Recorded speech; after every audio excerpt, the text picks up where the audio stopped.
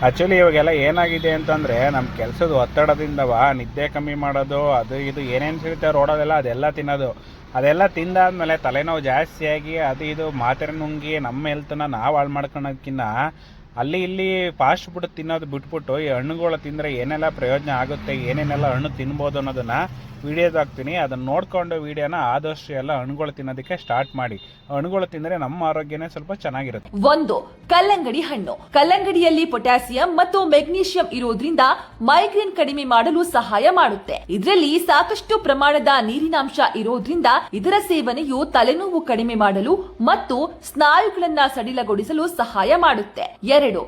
ಬಾಳೆಹಣ್ಣು. ಬಾಳೆಹಣ್ಣು ಆರೋಗ್ಯಕ್ಕೆ ತುಂಬಾ ಪ್ರಯೋಜನಕಾರಿ. ಇದು ನಮ್ಮ ದೇಹವನ್ನ ರೋಗದ ವಿರುದ್ಧ ಹೋರಾಡುವ ದೇಹವನ್ನ ಸಿದ್ಧಗೊಳಿಸುತ್ತೆ. ಬಾಳೆಹಣ್ಣಿನಲ್ಲಿ ಪೊಟ್ಯಾಸಿಯಂ ಮತ್ತು ಮೆಗ್ನೀಷಿಯಂ ಸಮೃದ್ಧವಾಗಿದ್ದು ಇದು ತಲೆನೋವನ್ನ ನಿವಾರಿಸಲು ಸಹಾಯ ಮಾಡುತ್ತೆ. 3. ಸೇಬು ಹಣ್ಣು. ಸೇಬಿನಲ್ಲಿರುವ ಉತ್ಕರ್ಷಣ ನಿರೋಧಕಗಳು, ಫೈಬರ್ ಮತ್ತು ಪೆಕ್ವಿನ್ ನಂತಹ ಪೋಷಕಾಂಶಗಳು ದೇಹಕ್ಕೆ ತುಂಬಾನೇ ಪ್ರಯೋಜನಕಾರಿ.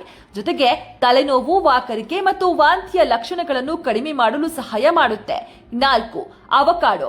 ಮೈಗ್ರೇನ್ನಿಂದ ಬಳಲುತ್ತಿರುವವರು ಅವಕಾಡೋ ಹಣ್ಣನ್ನ ಸೇವನೆ ಮಾಡುವುದು ತುಂಬಾನೇ ಒಳ್ಳೆಯದು. ಇದು ತಲೆನೋವು ಮತ್ತು ಮೈಗ್ರೇನ್ ಲಕ್ಷಣಗಳನ್ನ ಕಡಿಮೆ ಮಾಡಲು ಸಹಾಯ ಮಾಡುತ್ತೆ. ಅವಕಾಡೋದಲ್ಲಿ ಸಾಕಷ್ಟು ಪ್ರಮಾಣದಲ್ಲಿ ರೈಬೋಫ್ಲಾವಿನ್, ನಿಯಾಸಿನ್, ಪೊಲೇಟ್, ಪೊಟ್ಯಾಸಿಯಂ ಮತ್ತು ವಿಟಮಿನ್ ಲುಟಿನ್ ಮತ್ತು ಬೀಟಾ ಕ್ಯಾರೋಟಿನ್ ನಂತಹ ಅಂಶಗಳು ಇದೆ.